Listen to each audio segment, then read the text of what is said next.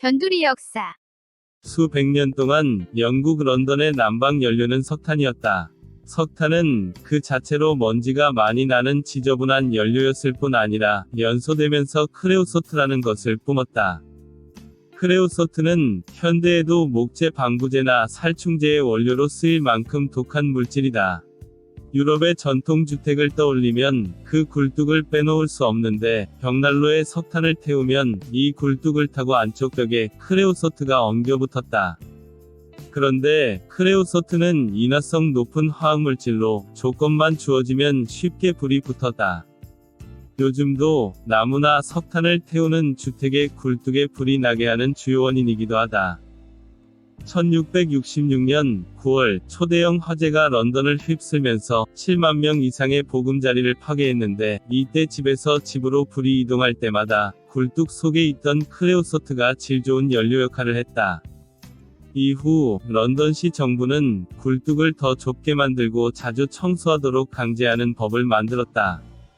오늘은 화재를 막겠다고 제정한 영국의 굴뚝법 때문에 희생된 수많은 굴뚝 청소아동들에 대해 알아보겠습니다. 1666년 런던 대화재 후 제정된 이 굴뚝법은 앞뒤가 맞지 않는 모순된 것이었다.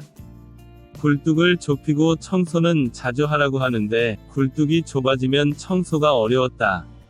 19세기 말 안전한 굴뚝 청소 도구가 도입되기 전까지 사람이 직접 그 안에 들어가서 크레오소트와 검댕이를 제거해야만 했는데, 어지간히 체구가 작지 않으면 들어갈 엄두가 나지 않았다.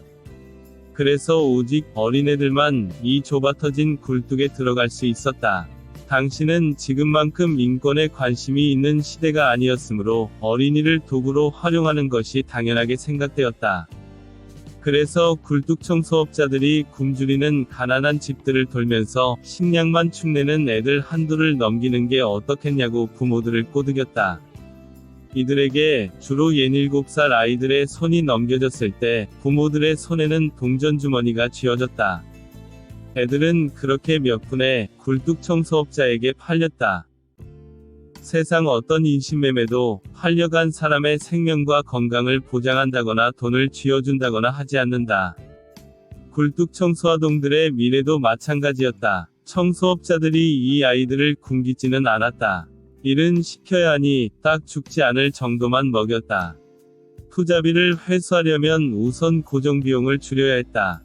잠자리랍시고 주어진 곳도 발암물질 검댕이가 잔뜩 묻은 가마니들을 침대 삼아 쌓아둔 축축한 지하실이 대부분이었다. 업자들은 아이들을 데려온 목적이 굴뚝 청소 투입이었으므로 빗자루 대신 아이들 몸 자체를 청소 도구로 삼는 경우도 있었다. 이 경우 아이들은 무릎, 팔꿈치 그리고 발에 뻣뻣한 철사가 칫솔모처럼 박힌 도구를 달아야만 했는데, 또 다른 철사로 이것들은 피부와 직접 닿게 동염했다. 이렇게 청소하는 과정에서 군살이 박히는 정도로 끝나는 경우도 있었지만, 상처가 생기고 벌어지고 치료 없이 감염되는 아이들이 많았다. 부모에게 버림받은 아이들의 삶은 자유 없는 구속이다 라는 은유적 표현이 굴뚝을 청소해야 하는 아이들에게는 직설적 현실이었다. 좁아터진 굴뚝으로 구겨 넣어진 아이가 그 벽 사이에 끼어 올라가지도 또는 내려가지도 못하는 난감한 상황은 매우 흔했다. 이렇게 되면 다른 아이가 이 끼인 아이들 끌어올리기 위해 투입되었는데, 이 구조대로 투입된 아이마저도 끼는 경우가 있었다. 결국 이 두 아이를 꺼내기 위해 굴뚝을 허물어야만 했고, 아주 높은 확률로 아이들은 이미 죽은 상태였다. 한두 번이 아니었을 이런 어이없는 죽음을 외면하던 사람들은 1775년 12살 소년 조지 브루스터가 또다시 굴뚝에 끼어 죽게 되자 불같이 분노하며 대책을 세우게 되었다.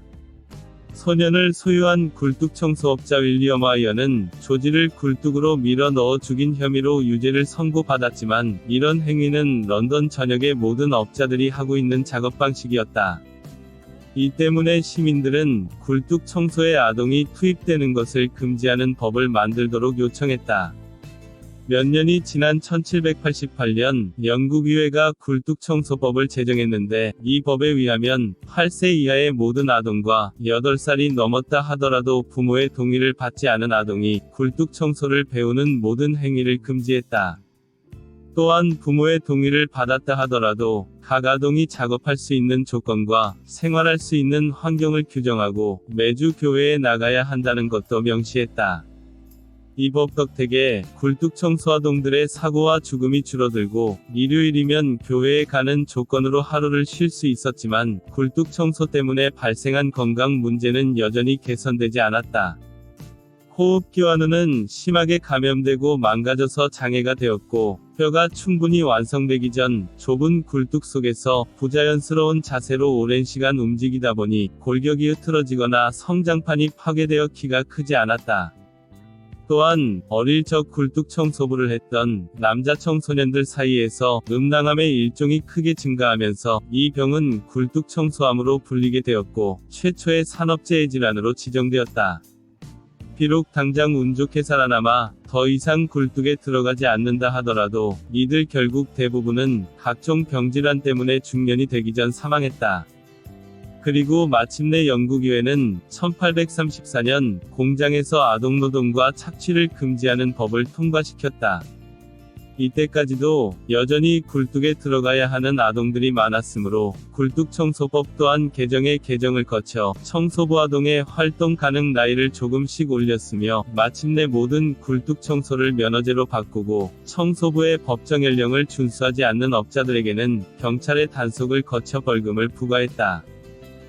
오늘은 부모에게 버림받고 죽음까지도 비참했던 영국의 굴뚝청소 아동에 대해 알아봤습니다. 다음 동영상에서 또 뵙겠습니다. 감사합니다. 변두리 역사